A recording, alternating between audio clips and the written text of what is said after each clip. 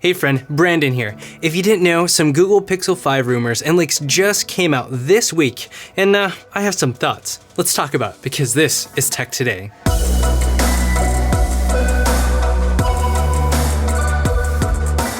This video is supported by WeBull, a free stock trading platform that I personally use. Get 2 free stocks valued up to $1,400 when you deposit $100 or more. After you get the 2 free stocks, you can even withdraw your $100 and the value of the stocks. But make sure you deposit at least $100 in order to get the 2 free stocks valued up to $1,400. There's a link in the description. Please like the video, share, subscribe, hit that bell icon to be notified when I post a new video. I'd really appreciate it. By this time last year, we had a crazy number of leaks for the Google Pixel 4. First, it was seen in the wild, then OnLinks released a CAD-based render, and Google unveiled it themselves, which is still crazy. That phone leaked so much that even I had a chance to leak information out about it. At the time of filming, it has been a year and a month since Google leaked the Google Pixel 4 themselves. So the question is, where is the Google Pixel 5? And where are all the leaks? Well, it's July of 2020, and leaks are still pretty dry, but one potential leak came out, emphasis on potential. This potential leak comes from Pig2 and XLeak 7, and it claims that this leak is the upcoming Google Pixel 5, not to be confused with the Pixel 5 XL. What's most interesting about it is how much it looks like the existing Google Pixel 4 and 4 XL,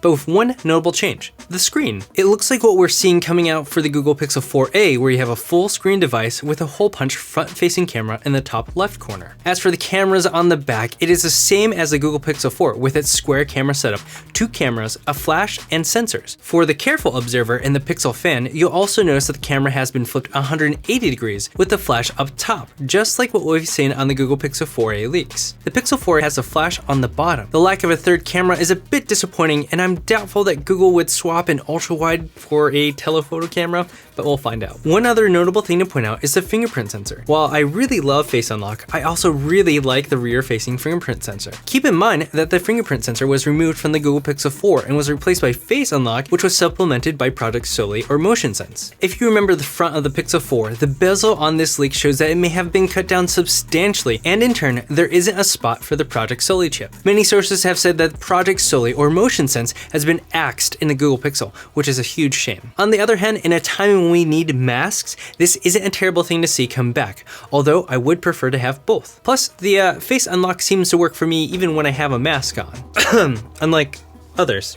In terms of size, it is nearly the same size as the Google Pixel 3a, but with the bottom chin chopped off just a little bit. The only thing that we really know with confidence is that it will have a Qualcomm 765 5G processor in there, which will help keep the prices down. A general price range that I've heard and what we've seen hinted at in a survey shows us a price target of $700. But that sets the price of the Pixel 5 at the price of the iPhone 11 and about $100 less than the launch price of the Pixel 4. It's almost like OnePlus and Google swapped spots. By the way, you can join the discussion about this by joining the This is Tech Today community Discord chat server. There's a link in the description. So before I go over the crazy theory I've heard, what are my thoughts on this leak? Well, it's a little bit complicated. First, Google has traditionally had a different design between flagship generations, with some familiar aspects between them. They haven't pulled an Apple where the design is essentially the same between generations as an S model before. It simply isn't something that would go over well with the Android community, so this leak gives me a lot of doubt. It honestly looks like the gray Pixel 4 XL prototype that leaked out, but with the Pixel 4a front, or even the Pixel 4a XL that was cancelled. About that, I was curious on whether this leak just confused the Pixel 4a XL for the Pixel 5. Conveniently, I have the back shell of the Pixel 4a XL, which I made a whole video about, and I wanted to compare the size of the shell with the dimensions listed in the link, and you know what? The shell is quite a bit bigger. So the theory that this is just a Pixel 4a XL mixed up as the Pixel 5 is busted. Ugh, shocker. On top of that, some journalists are stating that this is not a valid leak based upon their knowledge of Google's corporate structure and how the pandemic has affected the way engineers are working right now. Essentially, so much has changed at Google in light of the pandemic that nothing is finalized yet. Still, it is likely that only a select few know what is really going on. And look at the Pixel 4a, for instance, and how it's constantly being delayed. Even OnLeaks is denying that this leak is real. However, some of my sources that have connections with a variety of reliable sources themselves have stated that is actually true. Actually, multiple sources have stated the same. So do you believe the journalists or the other sources? On whether or not I think it's real, unfortunately, I'm not sure. It just might be real and it went unnoticed because it's so normal and unbelievable. That or Google is messing with leakers, which would be a bit more clever than they're known to be. They're not crazy about secrecy like Apple though. I've actually talked about this a bit on Twitch where I edit videos live. If you'd like to interact with me, ask questions, and get an early look at some videos, go follow me and subscribe on Twitch. Now, for a crazy theory. Since Google has delayed the Google Pixel 4a,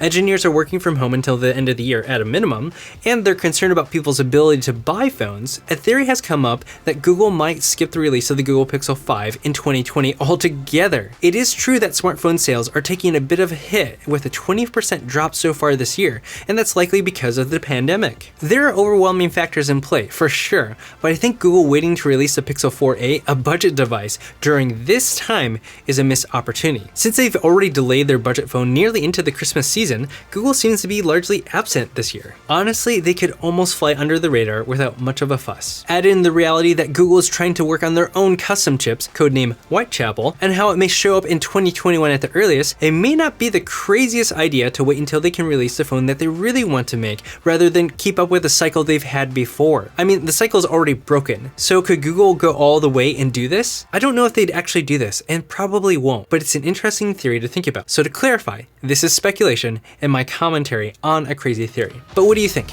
Do you think that this leak is real or fake? Would you be okay with a design that is essentially the same as last year, but at a far more affordable price than ever before for the flagship at around $700? Do you care about not having the highest tier processor if it makes a phone nearly half the price of other flagships? Are you sad about the potential loss of Face Unlock or Motion Sense? And do you think Google would skip the release of the Pixel 5 this year? Let me know in the comments and in the This Is Tech Today community Discord server. Don't forget you can get your 2 free stocks, one of which is valued up to $1,400 as long as you open up an account on WeBull and deposit at least $100 or more. Thanks for watching This Is Tech Today, where we talk about the intersection of technology in our everyday lives, in business, and in all things creative. Until next time.